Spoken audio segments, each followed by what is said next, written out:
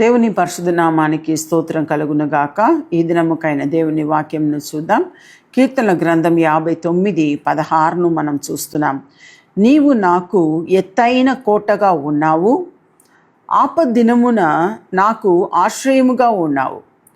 నీ బలమును గూర్చి నేను కీర్తించెదను, ఉదయమున నీ కృపను గూర్చి ఉత్సాహగానము చేసేదను. ఈ వాక్యంను మనం చూసినట్లయితే ఇది కీర్తన అది పాడారో మనం చూస్తే దావీదును చంపడానికి కనిపెడుతున్నారు కొందరు.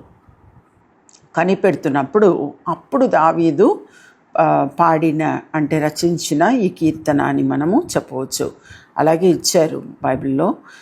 కీర్తనల గ్రంథం 59:16 మనం చూస్తున్నాము, నీవు నాకు ఎత్తైన కోటగా ఉన్నావు.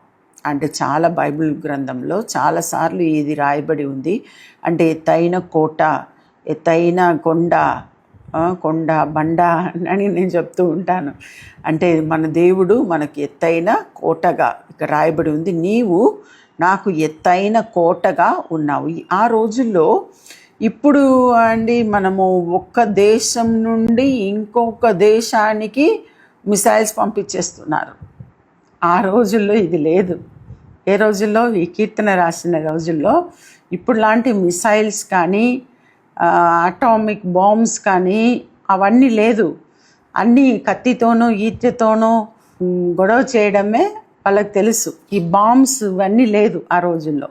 సరిపోని ఇక్కడ రాయబడింది, నీవు నాకు ఎత్తైన కోటగా ఉన్నావు, ఆపద దినమున నాకు ఆశ్రయముగా ఉన్నావు.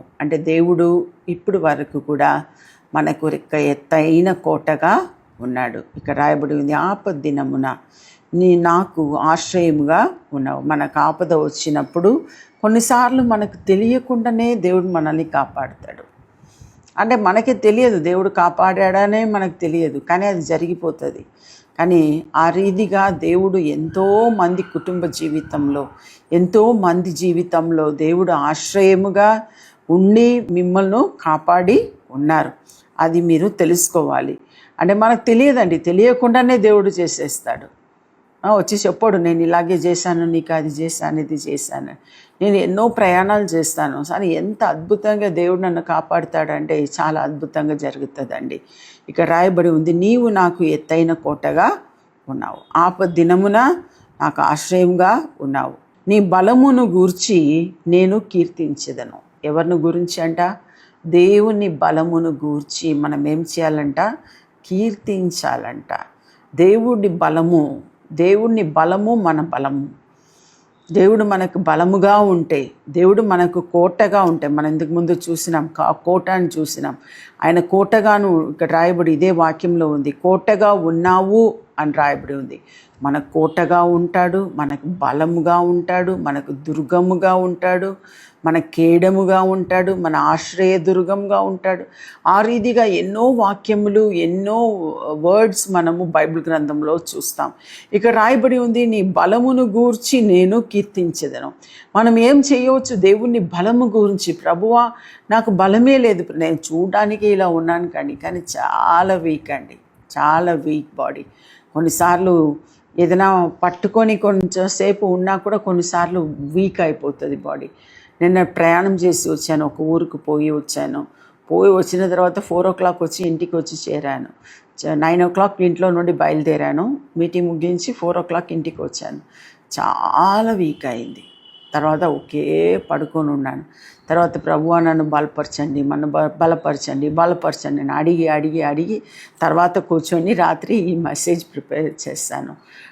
నేనేమంటున్నానంటే, మనం బలహీనంగా మనం ఉండవచ్చు, కానీ మన బలహీనంలో మనల్ని బలపరిచే దేవుడు ఉన్నాడు. నాకు ప్రతిసారి అలాగే ఉంటాం. మా ఇంట్లో అందరు నన్ను చూసి నవ్వుతారు. ఓ మమ్మీ అలాగే అంటది, టైం వచ్చేసరికి అన్నీ బ్యాగ్ వేసుకొని సూట్కేస్ వేసుకొని వెళ్ళిపోతారు మమ్మీ అని అంటారు. ఇంకా నాకు లండన్లో, యుఎస్లో ఇవన్నిట్లో ఇన్విటేషన్ ఉంది, కానీ వెళ్ళాలా వద్దా అని 2 తలంపులో ఉన్నాను. సో టైం వచ్చినప్పుడే అది తెలుసు. సరే, ఇక్కడ రాయబడి ఉంది, నీ బలమును గూర్చి నేను కీర్తించెదను, ఉదయమున నీ కృపను గూర్చి ఉత్సాహగానము చేసేదను. అంటే బలమును గూర్చి కీర్తించదను అని రాసి ఇక్కడ ఏం రాయబడి ఉంది చూడండి. ఉదయమున అంటే ఎందుకు ఉదయమున అని చెప్పారు? రాత్రి ఉన్న బలహీనం అంతా పోయి ఉదయం వచ్చినప్పుడు మనకు బలం వచ్చేస్తుంది. అందుకే ఉదయమున నీ కృపను గూర్చి ఉత్సాహగానము చేసేదను. నేను నా అలవాటు అండి ఇది. నేను అంటాను, అబ్బా నాకు వీక్గా ఉంది, అలా ఉంది, ఇలా ఉంది. ఉదయం లేచినప్పుడు ఏం చేస్తాను తెలుసా? లేవంగానే బ్రష్ చేసి పాటలు పెట్టుకుంటాను. ఆ పాటలు పెట్టుకొని ఆ పాటలతో పాటు నేను పాడుతూ ఉంటాను. ఎప్పుడు బ్రేక్ఫాస్ట్ చేస్తాను అనుకుంటున్నారు? 12-12:30కు. అప్పుడు దాకా దేవుణ్ణి స్తుతించుకుంటూ, ఆరాధించుకుంటూ, బైబిల్ చదువుకుంటూ, ఆ రీతిగా నేను దేవుణ్ణి స్తుతించినప్పుడు నాకు నూతన బలం వస్తుందండి. ఒక్కొక్క రోజు కూడా ఇది ప్రతిరోజు జరిగేది. సో ఏం చెప్తున్నానంటే, మీరు కూడా మీకు బలం కావాలన్నా, మీకు ఉత్సాహం కావాలన్నా దేవుణ్ణి స్తుతించండి. కన్నీరు కార్చకండి, స్తుతించండి.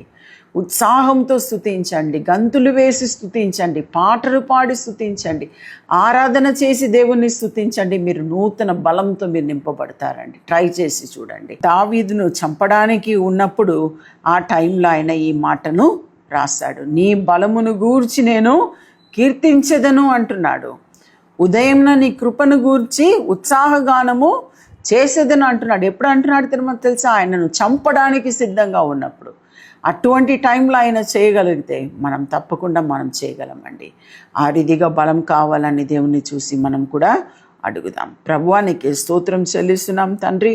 ప్రభువా మాకు కూడా ప్రభువా ఎటువంటి పరిస్థితుల్లో కూడా ఆపద దినమున కూడా ప్రభువా మాకు ఆశ్రయ దుర్గముగా మీరు ఉన్నారని ప్రభువా మేము నమ్ముచు నిన్ను స్తుతిస్తున్నాం తండ్రి.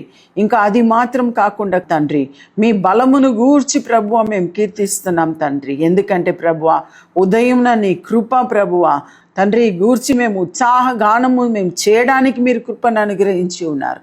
అందుని బట్టి నీకు స్తోత్రం ప్రభువా. ప్రతి నిత్యము కూడా ప్రభువా మేము ఉత్సాహగానం చేయడానికి, నిన్ను స్తుతించడానికి, నిన్ను మహిమపరచడానికి అటువంటి కృపను ప్రభువా మాకు అనుగ్రహించమని ప్రార్థిస్తున్నాం తండ్రి. ఎవరెవరు సోలిపోయి ఉన్నారో, ఎవరెవరు నిరుత్సాహంతో ఉన్నారో వారికి ఉత్సాహ ధ్వనిని ప్రభువా, ఉత్సాహమైన మనసును ప్రభువా ఇచ్చి ప్రభువా నిన్ను నిత్యము స్తుతించడానికి, నిన్ను ఆరాధించడానికి, మహింపరచడానికి వారి కృపను అనుగ్రహించండి. మీరే తోడుగా ఉండండి, బలపరచండి, ఆశీర్వదించండి. యేసు నామములో అడుగుచున్నాం తండ్రి, ఆమేన్. హాయ్, ఈ వీడియో ద్వారా మీరు దీవించబడినట్లయితే మరి తప్పకుండా లైక్ చేయండి. తెలిసిన వారికి ఈ వీడియోని షేర్ చేయడానికి మర్చిపోకండి. ఇంకా మరి వీడియోల కొరకు సబ్స్క్రైబ్ చేయడానికి మర్చిపోకండి. ప్రభు మిమ్మల్ని దీవించును గాక. See you soon. God bless you.